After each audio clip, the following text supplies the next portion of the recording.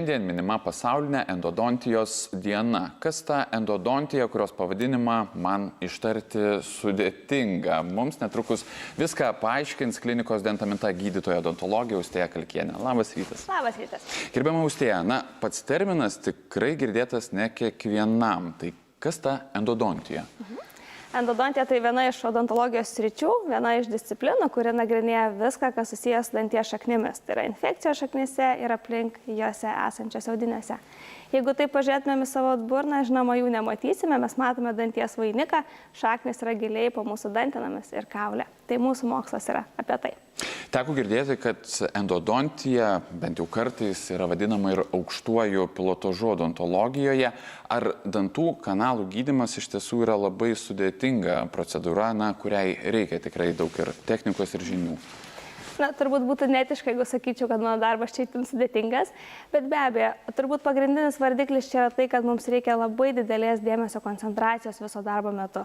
Mes dirbam labai mažose atstumuose, su mikroskopu, jo kontrolėje, todėl turbūt ta begalinė įtampa visą dieną sekti kiekvieną milimetrą, kai kartais net pusė jo mums yra svarbu. Tai turbūt čia yra esmė mūsų darbo to sudėtingumo. Ir be abejo, žinios, įgūdžiai, kaip ir kiekvienam darbė, jie būtini. Gerbiama Austėja, prieš turbūt 14 metų, jeigu ko nors būtume paklausę, kągi žmogus mano apie dantų kanalų gydymą, tai tikrai neretas asocijuotų tą gydymą su dideliu diskomfortu, su skausmingu baksnojimu ten kažkur giliai danties viduje. Ar per tos 14 metų technologijos, vėlgi metodika, žinios pakito ir kartu su visu tuo ir patiriamo diskomforto lygis? Nebejotinai. Turbūt pagrindinis vardiklis, kas čia žaidžia, tai mūsų beskausmė aplinka. Kai mes galim pacientą nuskausminti, jie jau ir nebefiksuoja, kokias ten adatos linda į tą dantį ir kas vyko iš tiesų. Tai svarbiausia, kas pasikeitė, kad mes iš tiesų turim nepriekaištingą nuskausminimą ir galime jame dirbti. Tai pacientai atsipalaiduoja, daugelis pacientų netgi snaudžia. O kalbant apie adatas, taip, jos niekur nedingo, galbūt tapo šiek tiek elegantiškesnės, lengvesnės, tačiau vis tiek, aišku, jos mūsų darbo įrankis, tačiau pacientai jų be abejo jau nebejaučia, toli gražu nebejaučia taip, kaip jausdavo anksčiau. Kam naudojamas, jeigu nesumeluosiu, nesuklysiu, mikroskopas 3D rentgenas šiose procedūrose? 3D rentgenologinis tyrimas tai mūsų pagrindinė diagnostikos priemonė, kuri leidžia sklandžiai susiplanuoti gydymą, kad jis būtų kuo greitesnis, efektyvesnis, sklandesnis. Ir aišku, ta tiksli diagnostika šiandien dieną jau įmanoma tik su juo. O mikroskopas tai yra mūsų didinamasis įrankis, kuris leidžia mums darbo lauką padidinti ir sklandžiai viską matyti ir vykdyti savo darbą. Jūs paminėjote, kad štai kai būna uždegimas, infekcija, gali prireikti endodontinio gydymo. Kokiuose įprastai situacijose, ar jas galima kažkaip išskirti, sugrupuoti, prireikia štai tokio gydymo, su kokiomis problemomis žmonės susiduria? Pagrindinis turbūt ir nenuginčytinas tai yra skausmas, kuris gali būti labai įvairiapusis. Jis gali būti, kad pacientai skundžiasi net jau ir patinimu, galbūt skausmu kramtant.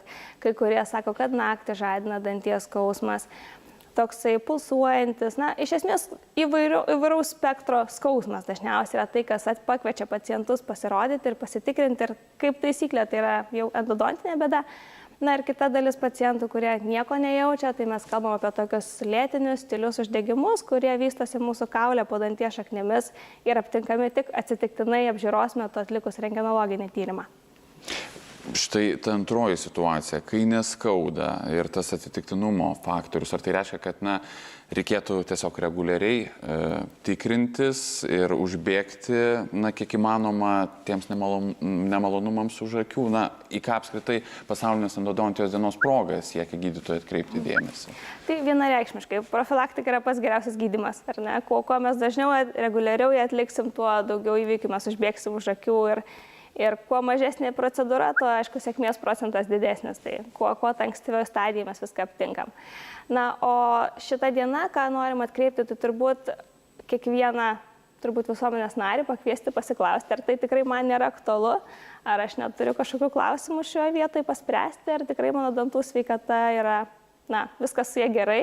Ir galbūt, kada paskutinį kartą dariau tą rentgenologinį tyrimą, galbūt jau ir laikas pasitikrinti. Apie tą sėkmės procentą dar šiek tiek. kiek sėkmingas įprastai yra endodontinis gydymas, ar gali būti taip, kad štai specialistas viską padaro preciziškai, labai kruopščiai, bet gydymas vis tiek nebūna sėkmingas. Kokios tos situacijos ir procentaliai, ar daug žmonių pavyksta padėti? Vienareikšmiškai labai geras jūsų klausimas. Tikrai labai daug pavyksta padėti, tačiau be abejo, kad tai nėra 100%. Kad ir kaip norėtume, mūsų organizmas jis nedirba kaip automobilio variklis ir kartais yra faktorių, kurie mums neleidžia to 100% pasiekti. Tačiau laimiai turim labai aukštą sėkmės procentus. Turbūt labai svarbu, kaip ir kalbėjau pradžiai, kad yra viena iš odontologijos ryčių. Mes dirbam komandai, todėl mums labai svarbu tiek ir danties restauracijos, ir dantenų sveikatos priežiūra, ir paciento kasdienis įsitraukimas į tą burnos sveikatą ir jos priežiūrą. Tai kai tuos visus faktorius sudėliojam, tikrai mūsų sėkmės procentas labai labai aukštas ir be abejo, praktiškai visada dirbam po sėkmės faktorium, tai yra pavieniai atvejai, kai jau kažkas nutinka ir jau būna labai labai rimta. Neretai tai gali būti susiję ir su kažkokiam mūsų sisteminiam ligom, ar ne, kas irgi įtakoja, šiek tiek sumažina tą gydymo potencialą mumise.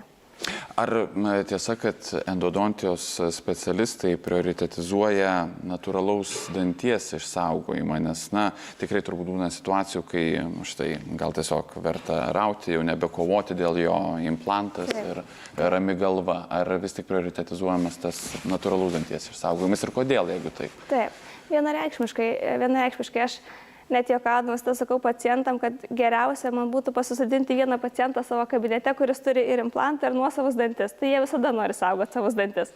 Jie tokia geriausias paaiškinimas, ar ne?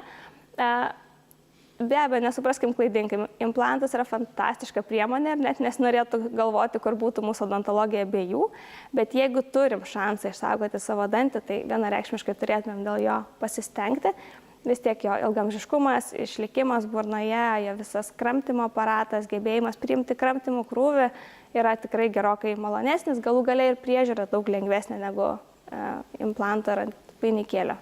O ar galima prognozuoti vėlgi, kiek toks dantis, kuris buvo tam tikra prasme prikeltas endodontinio gydymo metu, gali tarnauti? Nes turbūt, vėlgi, nekalbame apie amžinuosius. Be abejo, nieko turbūt nėra amžino. Tai čia turbūt galėčiau atsakyti trim keliais. Vienas dalykas, ką sako literatūra, kurią mes remiamės kiekvieną dieną. Kita, kaip specialistas, su kuo susiduriu aš kasdien darbe ir kokius aš rezultatus matau.